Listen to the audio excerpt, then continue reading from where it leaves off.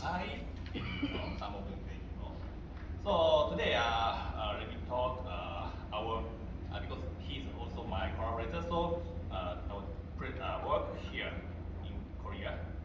And first, let me thank to this organizer to give me a good opportunity to present our work here. But let me thank also to my all collaborators here, especially to Dr. Rajeshri Sundaram, because most work had to be done by her, as well as the Dr. Atsuko Sekiguchi. But unfortunately, they have already moved to other institute. So, unfortunately, they cannot come here and let me introduce our work instead of them. And also, let me thank to other member, Dr. Yamada Morimoto, Okazaki-san is here, and Kenji Hata also. So, the background is like this. Here's the copper price graphs. Maybe many of you know the price of the copper is increasing gradually. The price was almost here, just one, in 1990s. But nowadays it's increasing and it's almost 4 times higher than that of 1990s. And also nowadays we need a electrical vehicle or renewable energy, and also prepare the many power grid or such as transmission way. So the demand of copper will be doubled by 2050. Otherwise, the copper will be in an acute shortage in just a few more years. So why not buy a copper now and big money? That's not my talk actually. It's not an investment seminar today, but anyway, yeah, that's the price is important. So this is our first motivation, and this is our original of this work. It's in 2013. We have developed this carbon nanotube copper composite fabrication method. First, we use a carbon nanotube forest and make a thin film from here, just go down like this, and use a normal electrode deposition or electroplating way. Then we can make a carbon nanotube copper sheet at the time. The important point is this electrode deposition method is not a single step, but 2 steps. The first step is organic solvent electroplating way. First, we plant copper seeds inside these carbon nanotube bundles. Then we grow that in a gas electroplating second step. So this is a very important point of this method. Then we can get a very good composite like this. The conductivity is almost similar to copper, slightly lower than copper itself, but it's good more than many metals. And also the ampacity is quite high because of these carbon materials, like a single nanotube or graphene, like that. So, okay, let me see the video. If we use a very thin copper wire and apply the high voltage or use a big ampacity, yeah, it looks like this. It heats it up and finally it may cut off, right? So if we use a carbon material, we can get a big ampacity capacity properties like this. So the second important point is like this. Even in the room temperature, the copper conductivity is higher than the composite. But at the higher temperature, the copper conductivity may decrease like this, and finally, composite conductivity is much higher than the carbon itself. So using the EV motor, it heats up and become a higher temperature. So this composite is very important in this application. So not only the carbon nanotube sheet, but also we use a carbon nanotube wire to apply this technique. For example, we bought a commercial dry span multiple carbon nanotube wire and use these two steps electrode deposition way. Then we get a very good carbon nanotube copper composite wire. The density is 5.2 gram per cubic meters, centimeter, and it shows 42% lighter than copper. That's a very good for carbon neutral way, right? Or using electrical vehicle or airplane or such like that.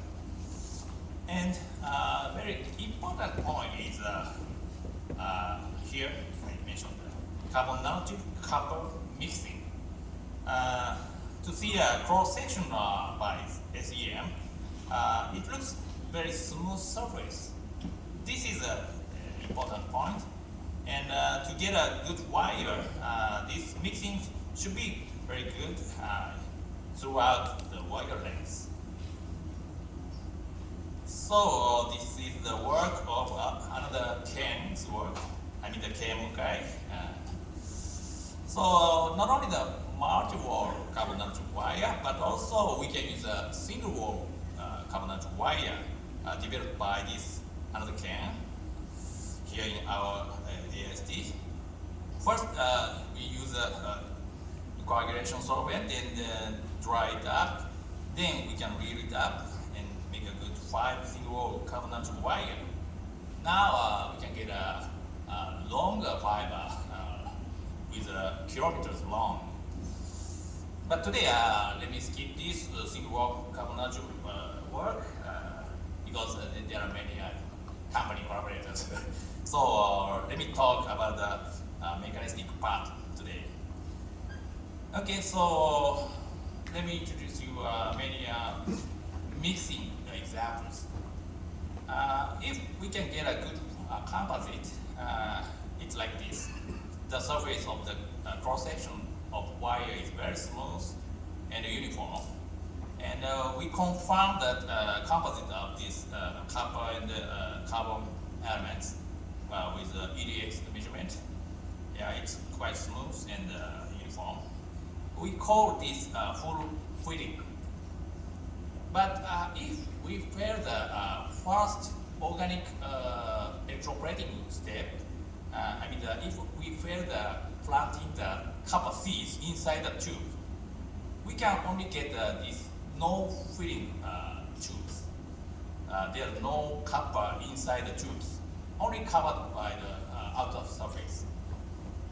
Or if we fail the second step, and we cannot get good, copper growth inside the tubes, then we get a partial filling.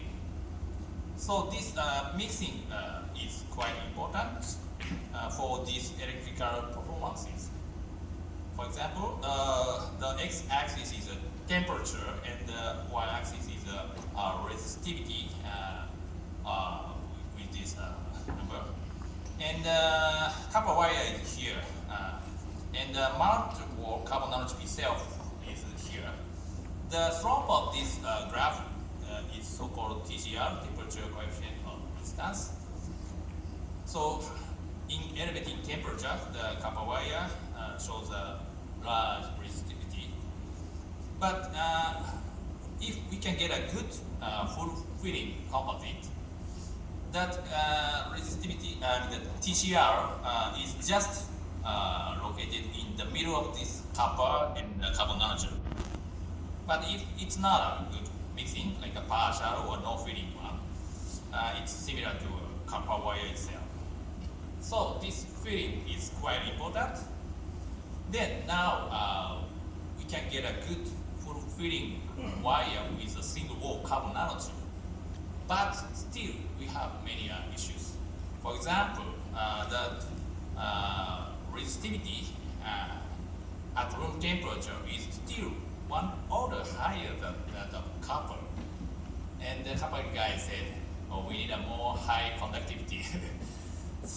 So we think how to improve that because of bad carbon nanotube copper interface. So we searched many literatures and we found many good ways. For example, to improve the interface of this carbon nanotube and copper, we can use many additives like this, oxygen atoms, or many metals like this, or carbide forming metals is also another candidate. So we make an experiment like this. First, we fabricate a carbon nanotube film. There are two types of carbon nanotube films. One is aligned carbon nanotube films with a barcode method. Another one is non-aligned, I mean the networked carbon nanotube films with a spin-coated method. So the film thickness is about 10 to 20 nanometers in this film. Then we make electron beam deposition with a third metal like titanium, chromium, nickel, platinum, and gold. And we form a second layer. The film layer thickness is about 5 nanometers. Then finally we also do a copper EV deposition and make a sandwich style like this. So we try to see this third metal effect with this simple way. So this is the SEM image of this non-aligned and aligned film like this. So this is the result of our experiment. First, the copper itself is here. The conductivity is quite high, and the non-aligned carbon nanotube film is here. Of course, it's low, like two order low. But when we make a copper composite with carbon nanotube, the conductivity is slightly increased, like this. Then, if we add a third metal like these nickel gold or this chrome platinum titanium, then this film shows a good conductivity, better conductivity than these carbon nanotube film. So this is our third metal effect.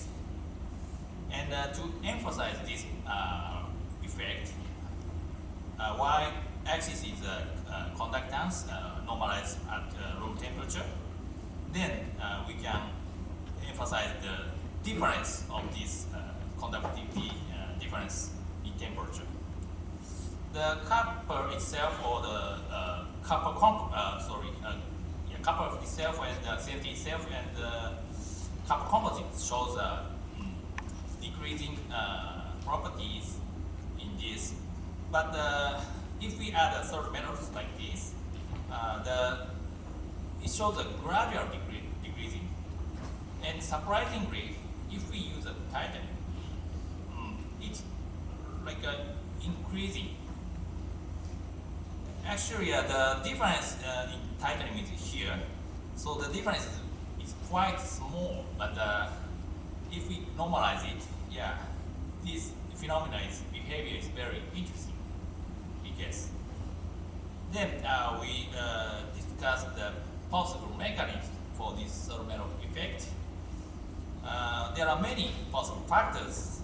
First is conductivity. I mean the metal intrinsic conductivity. The copper is good, and gold is also, but other metals like nickel is not so high. So this is not a good factor to explain our mechanism. So the second one is a work function. As you know, if there are interface between the metal and the semiconductor, there must be a Schottky barrier like this. So we try to check the work functions here, but still we cannot get a good relationship between these work functions. The third one is oxidizability. We check also the oxidation potential and also formation of the native oxide like this. If the third metal can prevent the oxidation or the forming oxide may affect to this conductivity improvement. We also check, but again, there are no good relationship between them. So finally, we also check the interfacial affinity. I mean the wetting behavior or adhesion behavior between the metal and the carbon materials. For example, the copper composite shows a big grain, copper grain, right after the EV deposition of copper. But when we use a nickel and the titanium like this, it's quite smooth surface, and we cannot see big grains in this case. And also the palladium and chromium case, there are you can see a small particles, but not so much as compared to the copper. So this affinity may slightly important for our mechanism. And also we measure the resistance in a lower temperature region. In the case of non-aligned carbon nanotube film in these black lines, or the copper composite in these orange lines, in the lower temperature region, the decreasing resistance was observed. And if we normalize at 300 Kelvin, we can emphasize this behavior. This is so-called VRH and variable range hopping behavior. But if we add third metals like nickel or gold, sorry, it's not gold, like chromium, titanium, we cannot see any these VRH reduction in the lower temperature. That means these metals show the magnetic behavior at lower temperature. Okay, let me mention about the alignment too. We also make an aligned carbon nanotube fiber like this, very smooth alignment. Again, we measure the conductivity of this carbon nanotube with third metal films. The most good result was nickel case here, and most of them, like palladium, chromium, show the better conductivity than the copper itself. So again, we can see the similar tendency to a non-aligned film in this case. But it's a little bit difficult to judge the alignment effect, because in the nickel case, non-aligned one is better than the aligned one. But the other case, chromium is almost similar, and in titanium case, of course the aligned one is better. So it's a little bit difficult, maybe almost comparable between those aligned and non-aligned. So if we emphasize this phenomena by normalize at room temperature like this, again we can observe this increasing phenomena in the titanium case. So in this case, the data shows a good reproducibility. So it is a little bit difficult, but I think this titanium case has some interesting mechanism for these third metal effects, and there must be many factors, not a simple factor, but is related to this third metal effect. Finally, let me show you oxidation effect too. When we we make a ozone treatment of the carbon nanotube film itself with the ozone reactor, the conductivity may be changed by the time of the ozone treatment. For example, if we use a 30-second ozone treatment, it shows a good conductivity, like this here. But after that, 60 seconds is here, and 150 is here, and 300,000 seconds, it's not so good enough. So this ozone, the oxygen atom effect, is also exists in this improvement of the composite. But it is very difficult to control that.